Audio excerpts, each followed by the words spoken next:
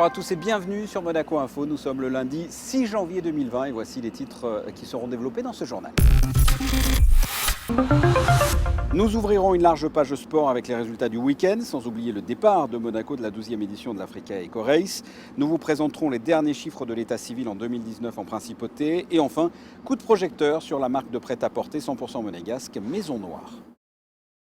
Pour sa 12e édition, l'Africa Eco Race s'était lancée comme chaque année de la principauté. Moto, buggy, 4x4, ce rallye raid est un véritable retour aux sources pour les passionnés d'Afrique. L'épreuve vient tout droit de l'héritage de Thierry Sabine pour les nostalgiques du Dakar d'antan.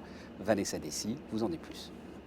C'est un parcours renouvelé à 70% afin d'offrir un maximum de pistes sablonneuses. La 12e édition de l'Africa Eco Race a pris son départ ce samedi soir en principauté, comme à l'accoutumée.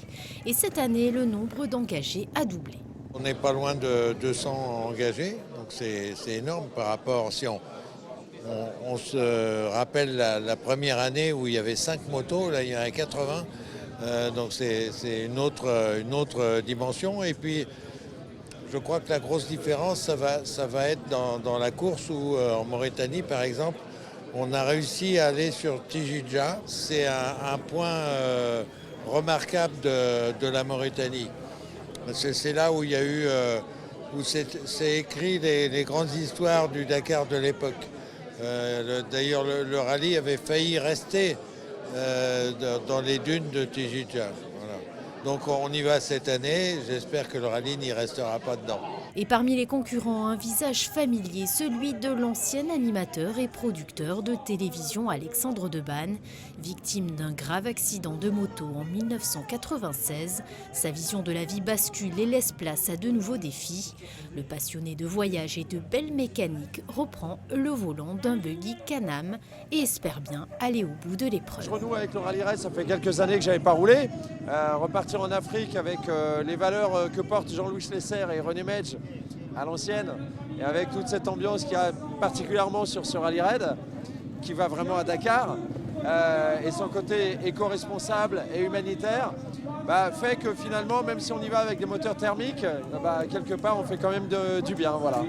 Aujourd'hui, les voitures, les véhicules sont pointés du doigt, néanmoins tout le monde en a une.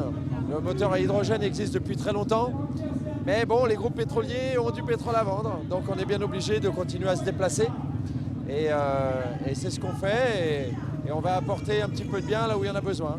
Le départ a été donné par son Altesse Sérénissime le Prince Albert II, l'occasion de rappeler les belles valeurs que véhicule l'épreuve en termes de solidarité. C'est une belle épreuve, non seulement d'un point de vue technique et d'un point de vue sportif, mais c'est aussi, je crois, et c'est pas parce que Jean-Louis Schlesser est là à côté de moi, mais c'est une épreuve qui a des valeurs et qui porte des valeurs humanitaires, des valeurs éco-responsables et des valeurs d'aide effective, réelle et efficace pour les enfants d'Afrique. Et je crois que c'est ça qui est important. Nous, on est extrêmement contents d'avoir autant de monde et surtout Monseigneur qui est venu apporter son soutien à notre épreuve et on est extrêmement fiers de ça.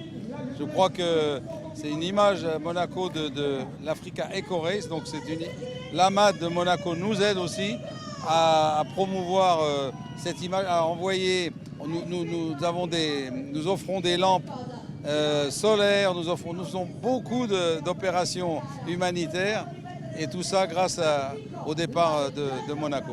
La 12e édition de l'Africa Eco Race, composée de 12 étapes, se terminera le dimanche 19 janvier à Dakar. Le reste de l'actualité, c'est aussi en bref et en images. La mairie de Monaco présente les chiffres de l'état civil pour l'année 2019. Il s'agit d'une tradition lors du début de la nouvelle année. Les données de l'année écoulée ont donc été dévoilées. Les voici: 939 naissances, 524 décès, 202 mariages, 70 divorces. Du côté des naissances, 494 pour les garçons, 445 pour les filles. Une nouvelle adresse pour les férus de mode, Maison Noire, plus qu'une adresse, une marque à part entière, 100% monégasque, comme vous allez pouvoir le constater dans ce reportage de Christine Datomel. Simplicité et profondeur sont les maîtres mots de ce nouveau concept store situé rue de Millau à Monaco. Entre showroom et atelier, un espace où l'on retrouve des marques émergentes et exclusives, mais qui dévoilent surtout des pièces uniques signées Maison Noire. J'ai créé une ligne de basiques qui se compose de sweatshirts, de t-shirts et de hoodies. Et à partir de là, en fait, moi, je crée mes bases et on retravaille avec le client. C'est quand même des bases très simples. C'est le hoodie de base. Pour moi, c'est l'icône, en fait, du sweat à capuche. Je propose une gamme d'embellissements, que ce soit en sérigraphie, poser des clous, rajouter des zips, redécouper les pièces, les recomposer.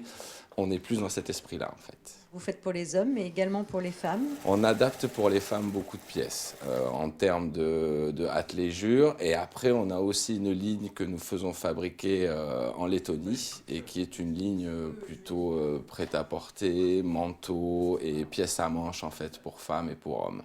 Maison Noire signe donc des articles uniques et avant-gardistes en proposant un large choix de vêtements et d'accessoires, comme le label des pièces en cuir et en fourrure créées sur place. La fourrure éco, c'est tout simplement une fourrure qui vient de fermes qui sont, on va dire, réglementées et qui ont un respect extrêmement pointu de l'animal, que ce soit en termes de nourriture, en termes d'espace. Ils veulent que les animaux soient heureux, soient beaux, bien nourris, donc ils ont une belle peau. Bijoux artisanaux, chapeaux, nœuds papillons, café japonais, ceintures, café et pièces uniques, Maison Noire est le paradis des addicts du marché de niche. Quel temps va-t-il faire en ce début d'année 2020? La réponse avec la météo. Mardi est une journée qui s'annonce plutôt nuageuse avant un retour du plein soleil mercredi. Jeudi, le ciel sera très dégagé, vendredi un peu plus voilé. Le prochain week-end sera marqué par une présence permanente du soleil.